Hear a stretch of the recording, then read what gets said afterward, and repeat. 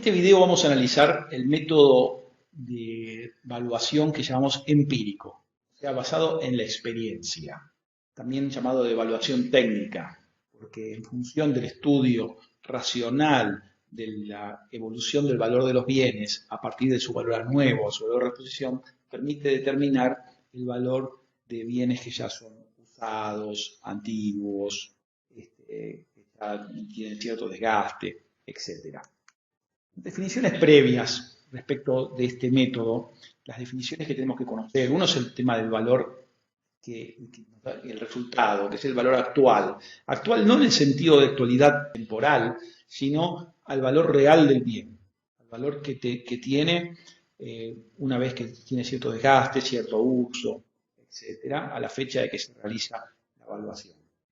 Este valor se obtiene a partir del valor de reposición o de reemplazo, que es el costo que tendría reemplazar el bien que voy a evaluar por uno que tiene iguales características pero está en condición de nuevo, sin uso y sin desgaste, ¿no? Hay que ver que normalmente máquinas antiguas ya no se fabrican, entonces el valor de una máquina nueva no siempre refleja el valor de reposición del bien que voy a evaluar, porque tiene ventajas tecnológicas, entonces el ingeniero tiene que tener en cuenta y descontar esas ventajas tecnológicas para poder partir de un valor, de un bien que tenga igual capacidad, igual calidad de producción, igual productividad que el bien que voy a tasar.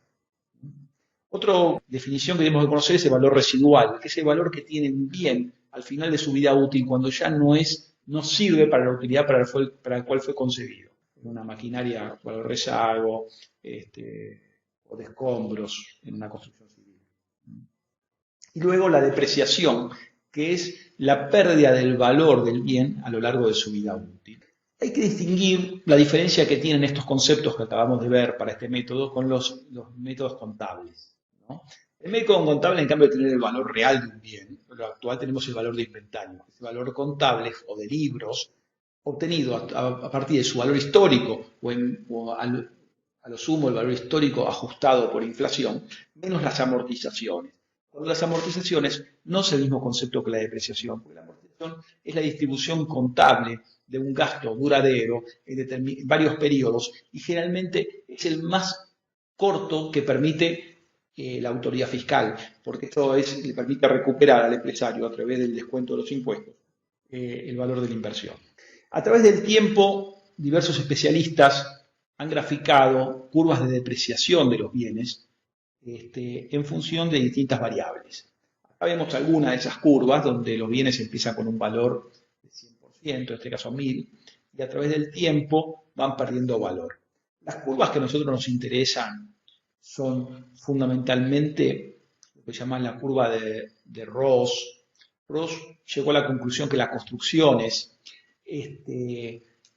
tienen una disminución de su valor, que es un promedio entre la evolución lineal, digamos, o sea, una disminución equitativa a lo largo del tiempo, y una evolución cuadrática.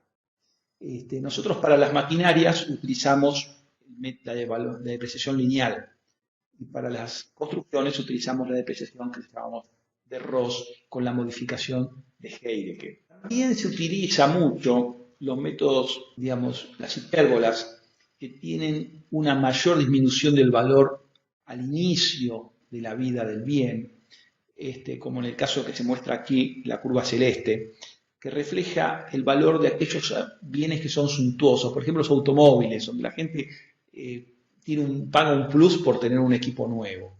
Entonces todos sabemos que el automóvil el primer año disminuye su valor el 20% y después va siendo cada vez menor. Vamos a estudiar ahora la curva que utilizamos para los edificios, que es la curva de Ross con la modificación de Heidegger. Ross encontró que la depreciación lineal que utilizamos en matemática, en maquinarias, no refleja la disminución del valor de los edificios. Porque los edificios tienen una menor pérdida de valor al principio y una pérdida de valor más acelerada al final. Entonces podría utilizar la curva cuadrática, pero la curva cuadrática era exageradamente benévola en los primeros años de vida del bien, con lo cual prácticamente no tenía depreciación. Entonces ideó la posibilidad de tener una curva intermedia, que es 50% la curva cuadrática, edad sobre vida útil al cuadrado, y un 50% la depreciación lineal. Esa es la idea de Ross y que todavía se usa para la valorización de los edificios. Heidegger lo que hizo, le introdujo un factor que tiene en cuenta el estado de mantenimiento de la construcción. Entonces, si el estado es nuevo, prácticamente se acepta la curva de Ross, pero si el estado, por ejemplo, necesita reparaciones sencillas o de escasa importancia, tiene un castigo del 2,52%. Si necesita reparaciones de una importancia mayor, tiene un castigo del 18%. Si tiene necesidad de reparaciones importantes, tiene un castigo de hasta el 50%. El ingeniero tendrá que tener mucha cuidado en la apreciación tanto de la vida útil del bien como del estado de conservación, porque vamos a ver que son dos factores muy importantes y si bien la curva es muy sencilla, luego se adapta a muchas situaciones a partir de la correcta determinación de los parámetros. Si bien el valor actual de un bien podría calcularse aplicando la curva lineal parabólica de Ross y aplicando el coeficiente de Heidegger, afortunadamente eso no es necesario porque se elaboró una tabla que tiene en un eje las variables de Ross, o sea, como edad, como porcentaje de la vida útil, y en el otro eje el estado de conservación. Acá vemos un ejemplo donde la edad sobre la vida útil es 70%, y el estado de conservación es 3, y nos dice que la depreciación, el coeficiente K, es 66,83%. El coeficiente K se utiliza en una fórmula simplificada y se aplica sobre la diferencia entre el valor de reposición y valor residual, porque ya sabemos que el valor residual no se deprecia y permanece aún cuando se terminó la vida útil del bien. ¿Cuáles son las principales dificultades para la aplicación de este método empírico? Bueno, la principal dificultad es averiguar y estimar el valor de reposición de los bienes cuando los bienes se han dejado de fabricar, cuando ya no hay en el mercado bienes nuevos similares a los que estamos evaluando. Esa es una principal dificultad donde el evaluador tiene que averiguar el valor de bienes que se fabriquen actualmente y pesar o tener en cuenta la diferencia de tecnologías con el bien que estamos evaluando, ¿no? Y la otra dificultad es determinar la vida expectante, porque lo que llamamos vida útil no siempre es la vida media. Ahora lo vamos a analizar. El gráfico nos muestra una curva de distribución de la disminución de la población de bienes ingresados al mercado en un cierto año, y en la parte inferior la curva de densidad. Fíjense ustedes que cuando la población disminuye el 50%, estamos en el centro de la curva de densidad, que es la curva de Gauss, y la vida media es el baricentro de esta distribución.